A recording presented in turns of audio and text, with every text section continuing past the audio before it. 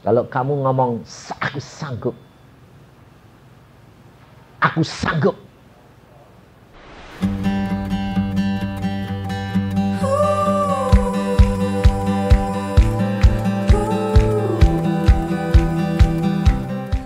Itu kehendak roh atau kehendak daging? Kalau kehendak roh itu malah begini. Aku tidak sanggup Tuhan. Tetapi di dalam Engkau, aku mestinya sanggup. Karena roh yang menyanggupkan aku. Dan bukan aku. Itu saudara. Karena kalau saudara ngomong apa-apa, saudara harus cek. Ada unsur tinggi hati atau tidak.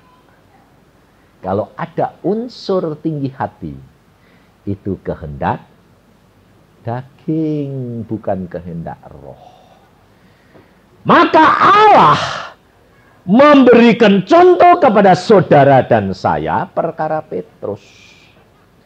Karena apa? Karena Tuhan kalau memberi contoh, mesti orang yang super, orang yang dipilih Allah. Itu selalu dibuat contoh. Kalau Allah memilih Petrus, kalau Allah, Yesus Tuhan berkata kepada Petrus, di atas batu karang ini, aku akan mendirikan jemaatnya. Berarti Tuhan itu muji Petrus enggak? Hah? Muji enggak? Kalau orang dipuji Tuhan, itu luar biasa enggak? Kalau orang dipuji manusia, belum tentu. Tapi kalau orang dipuji Tuhan, itu luar biasa. Tetapi orang yang dipuji Tuhan seperti Petrus, Allah punya jalan dan rencana bagaimana menjadikan Petrus ini benar-benar orang yang seperti dipuji oleh Allah.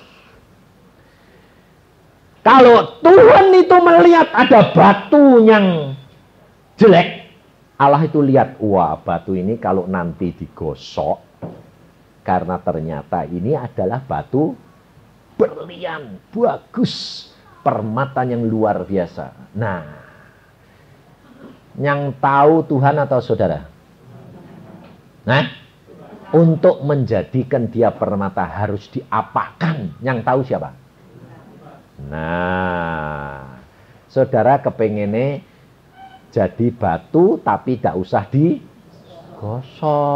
Bukankah Allah itu maha kuasa? Dia cuma ngomong, jadilah permata. Jadi tidak? Nah, kamu kepengennya gitu dah? Hah? Digosok-gosok mau enggak? Aduh Tuhan, Engkau kan Allah maha kuasa. Aku kan anakmu. Diciptakan gitu loh. Loh, maunya gitu dah? Loh, bener enggak? Maunya gitu dah? Ya. Bertobat. Sebab kalau kamu mau gitu, berarti kamu ngatur Tuhan. Ini loh saudara. Dan Allah melihat pada waktu Petrus ngomong begini, biar mereka meninggalkan engkau, aku tidak. Langsung Allah, Yesus berkata apa? Ayat yang ke-34. Yesus berkata kepadanya, aku berkata kepadamu Petrus, sesungguhnya malam ini sebelum ayam berkokok, engkau telah menyangkal aku 3 kali. Waduh, malah dibuat oleh Tuhan, rasain lu. Lalu Petrus berkata apa? Sekalipun aku harus mati bersama-sama engkau, aku takkan menyangkal engkau. Wah, hebat dah. Yang benar kata-katanya Tuhan Yesus atau kata Petrus? Hah? Aduh Tuhan, wong orang ndak mau kok dipaksa. Loh, itu seolah-olah Tuhan maksa Petrus harus nyangkal dia ndak? Hah? Sebabnya apa? Saudara tahu? Sebab Allah itu tahu kalau tidak melalui penyangkalan, Petrus tidak akan bertobat. Petrus harus direndahkan. Petrus harus dipermalukan di hadapan murid-muridnya. Kenapa? Selama itu pada waktu Tuhan berkata, kamu adalah Petrus, di atas batu karang ini aku akan mendirikan jemaatku. Petrus menjadi bangga dan Petrus menjadi sombong. Hati-hati saudara. Kalau engkau dipakai Tuhan dan berkarunia, dipilih Tuhan, kamu kadang-kadang menjadi sombong. Dan untuk supaya firman Tuhan digenapi, engkau harus dihancurkan lebih dahulu. Sakit enggak? Mau enggak? Kalau kamu enggak mau, enggak bakal jadi. Kamu harus mau. Dan engkau harus berkata, Tuhan bentuk aku. Proses aku. Karena engkau yang tahu apa yang terbaik buat aku. Mau? Nah itu saudara. Makanya kalau saudara itu mau belajar firman, saudara harus tahu. Relakan dirimu. Berikan dirimu. Loh. Kira-kira yang selama ini saudara dan saya lakukan apa? Perhatikan. Periksa diri. Kita kerap kali memberi orang. Kita berdoa. Tuhan, kasihan Tuhan, saudara itu kok dalam kesulitan. Tuhan berkata apa? Beri. Beri Tuhan. Ya. Berapa? Segini. Beri. Saudara itu panggil, kamu dalam kesulitan. Iya Pak. Nih. Nah, sudah diberi, dia, waduh terima kasih Tuhan. Itu orang kok baik ya Tuhan. Lalu kesulitan dia tertolong. Lalu lain kali 3 hari kemudian dia bisa usaha. Mulai gede. Lalu saudara ketemu dia. Ketemu dia. Orang ini lupa. Lupa. Lalu saudara bilang apa? Tidak tahu diri ya. Ketemu saudara, lupa. Oh, memang dulu ini ketemunya cuma sebentar. Nah, atau dia berubah. Sikapnya dulu, tolong Pak. Sekarang, halo. Kira-kira kamu sakit tak? Sakit? Loh lah kalau gitu, kamu tadi memberinya itu rela apa minta balasan? Ya rela Pak. Tapi, mosok dikasih kok enggak tahu terima kasih sih Pak? Betul enggak? Salah. Yesus berkata apa? Kalau kamu memberi tangan kanan, tangan kiri enggak usah tahu. Lah kok kamu iling-iling terus? Berarti kamu tidak menjadi pelaku firman. Jadi saudara tahu, firman Tuhan berkata kalau kamu beri, rela, berikan, jangan mau tahu. Saya kalau ada orang bilang terus terang, saudara bilang, Pak terima kasih, saya tidak pernah ingat. Terima kasih apa? Loh Pak, saya dulu gini-gini. Tidak tahu saya, tidak urusan.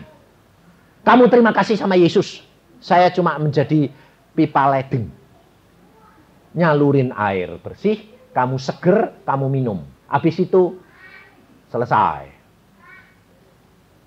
Coba, ibu-ibu ini punya di rumah punya ledeng enggak? Ada yang punya, banyak yang punya loh. Atau punya sumur enggak? Nah, saudara kalau kehausan, kalau kebutuhan, kira-kira nimba dari sumur ngambil dari pipa ledeng enggak? Ya. Seger enggak? Kalau gitu, saudara pernah terima kasih sama pipa ini enggak? Terima kasih enggak sumurnya enggak? Atau terima kasih sama airnya? Enggak dah. Yang terima kasih sama siapa? Tuhan. Tapi sebaliknya kalau air ledengnya enggak keluar, Sing mbok tutuki siapa? Pipone atau pipone mbok tutuki toh? Karena apa mbok tutuki? Mak, sebab kamu kira mampet, betul enggak? Nah, iya. Ada kesulitan, jemaat ini larinya kemana? Hamba Tuhan. Pak, doain Pak. Betul gak?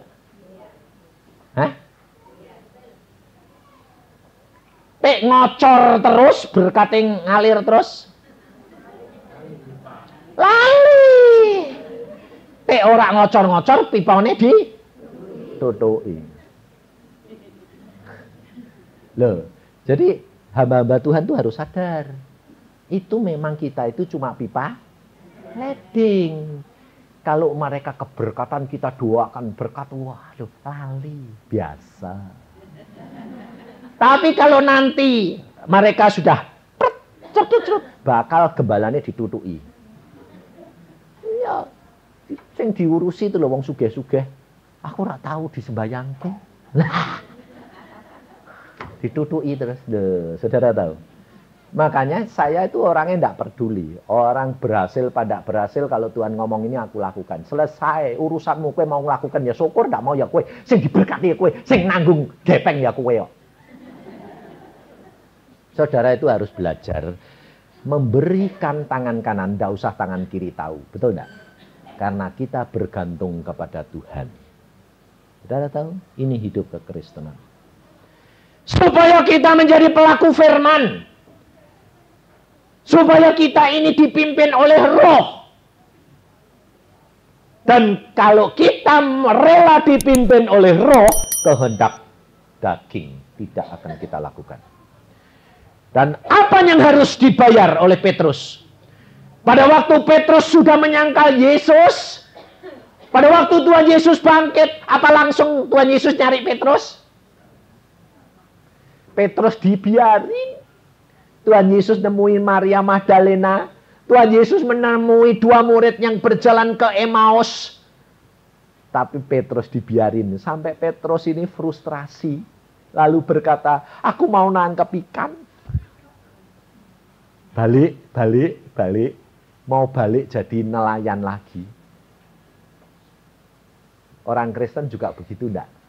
Kalau sudah mulai kesulitan, wes aku tak balik dagang meneh wae lah. Wes ra jadi hamba Tuhanan. Betul enggak? Saudara harus belajar. Setiap orang Kristen kalau dia jatuh sedang diproses Tuhan harus bayar harganya. Ada waktu yang dibiarkan oleh Tuhan di dalam keadaan yang seolah-olah kita ditinggalkan. Dibiarkan. Di dalam saat seperti itu, saudara perlu diam diri. Tunggu sampai Yesus datang. Dan Yesus pasti datang. Karena Tuhan tidak pernah meninggalkan. Yang meninggalkan adalah manusia. Petrus pergi menangkap ikan. Tuhan biarin. Semalam suntuh ikan 1 tidak dapat. Nah ya, Tuhan berkata, kalau kamu balik lagi ke dunia, sengsara kamu. Tidak bakal dapat apa-apa. Karena sekali Tuhan sudah pilih, Tuhan tidak akan tinggalkan kamu. Kalau kamu diajar tidak mau, digebuk tidak mau, digepengi. Nah ya, karena Tuhan sayang kita. Maka dari itu kalau saudara sudah salah jalan, diam, bertobat, tunggu waktunya Tuhan. Pasti dia datang menghampiri engkau. Maka pada waktu pagi hari Petrus tidak dapat apa-apa. Tuhan Yesus di pantai, Tuhan berkata, ada lauk pauk. Waduh, ngecek enggak? Loh, Tuhan tahu enggak? Kalau murid-muridnya semalam suntuh capek enggak dapat 1 ikan. Tahu enggak? Lah kok Tuhan pagi-pagi, anak-anak ada lauk pauk. Loh, disindir enggak? Hah? Iya. Nah, ya, rasain lu. Kalau kamu balik lagi tidak dapat apa-apa, enggak. Wong Tuhanmu yang punya langit dan bumi. Baru Tuhan mereka mengatakan, tidak ada. Lemparkan jalamu sebelah kanan tidak dapat diangkut sampean. Waduh Tuhan, kalau engkau cuma ngomong sak kecap kok jadi, aku semalam sentuh 1 ikan beda ada. Saudara tahu, kalau engkau sedang diproses Tuhan, jangan putus asa. Jangan ngomel, jangan frustrasi, jangan cari jalan sendiri, duduk diam, tunggu sampai Tuhan hadir. Tunggu sampai engkau dilawat oleh Allah lagi. Setelah itu, dengarkan firman Dia, lakukan, maka engkau akan tertolong segera. Saudara tahu? Ibu ini sekarang diberkati buka sendiri. Loh. Oh, anaknya bisa sekolah di Amerika.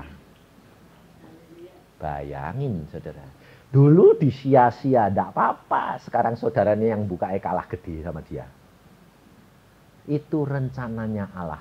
Kalau dia tidak diusir, ya tetap jadi kuli terus. Betul enggak? Diusir karena Allah punya rencana.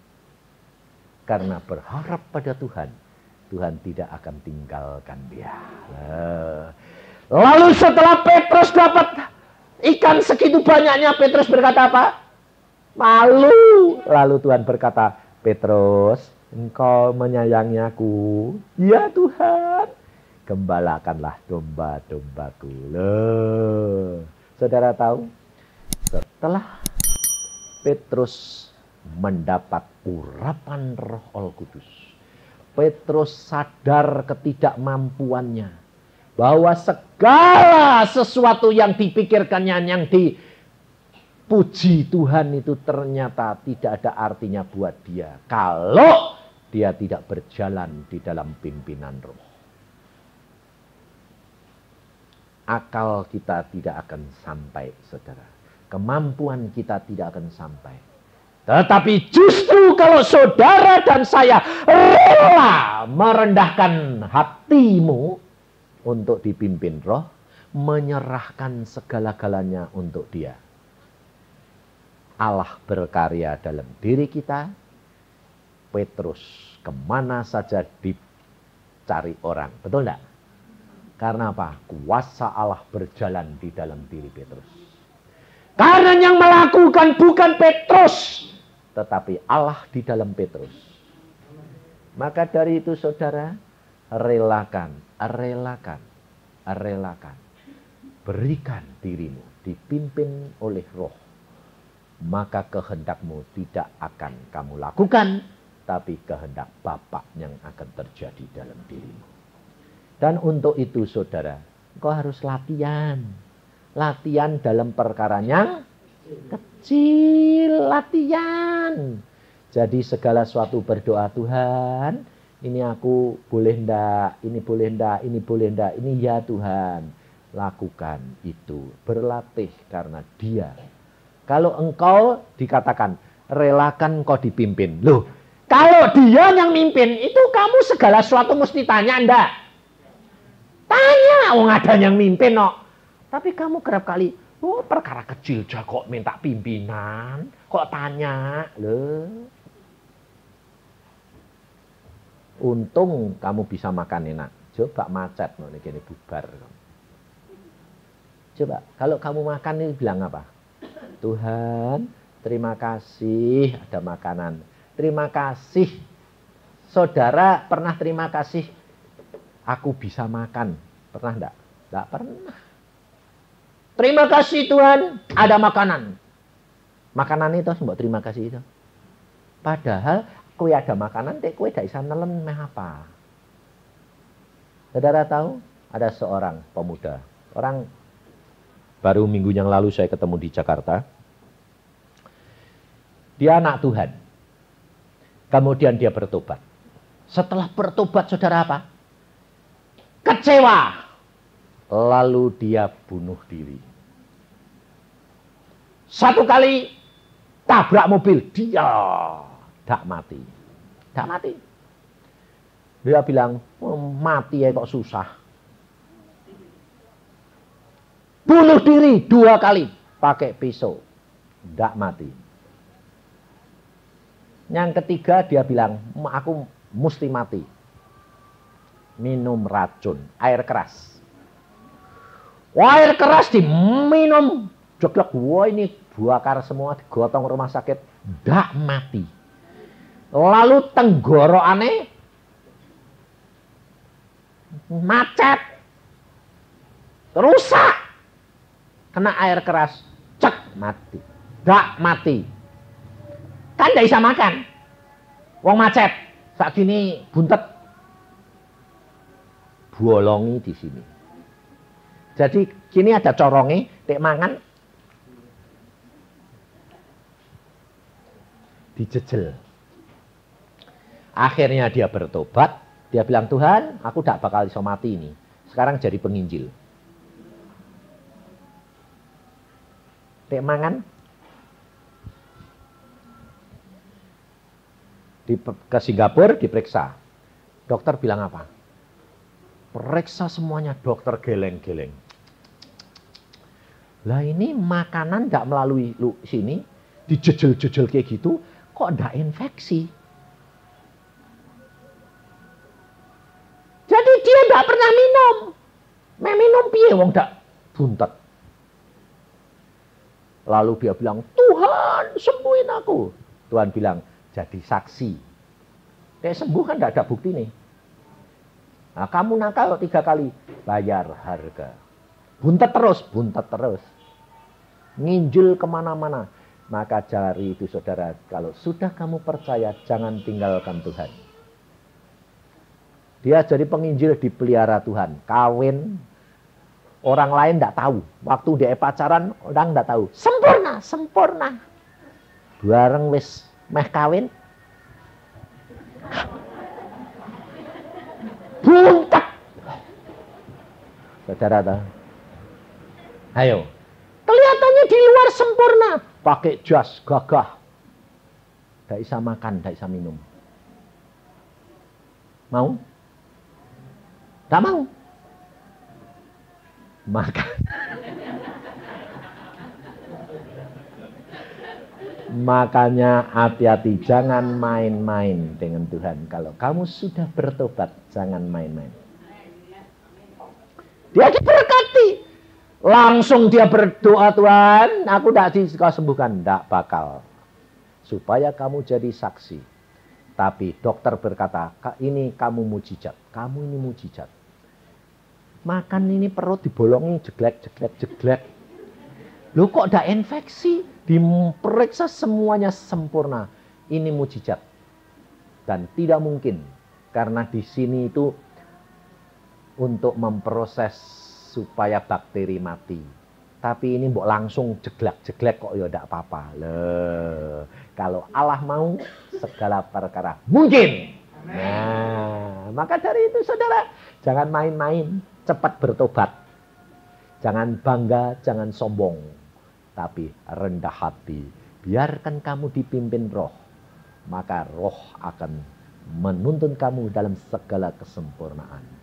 Loh, makanya ini perempuan-perempuan, jangan laki-laki, kalau cari jodoh jangan bilang, yang itu Tuhan. Tak ketok kowe. Kamu sudah kadung minta, itu Tuhan, hamba Tuhan. Wah khotbah, wah saksinya hebat. Wis minta itu, Tuhan bilang mau itu, ya wis tak kasih ke. Bingung kowe. Hah? Ayo Pak makan.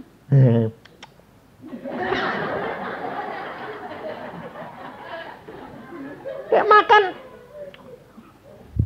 Loh, Pak, buka baju, buka kancing, minum. Mau buntet sak gini. Makanya itu, kalau minta sama Tuhan. Kelihatannya jelek, hatinya apik, lumayan. Daripada ganteng-ganteng buntet. Betul enggak? Siapa tahu Orang zaman sekarang di make up bagus-bagus, pakai wig, gundul. Wah. Bisa betul enggak? Siapa yang tahu? Sudah mau kawin baru tahu, betul enggak? Maka dari itu saudara, belajar minta dipimpin oleh Roh. Maka segala sesuatu akan menjadi sempurna. Amin. Mari kita berdoa.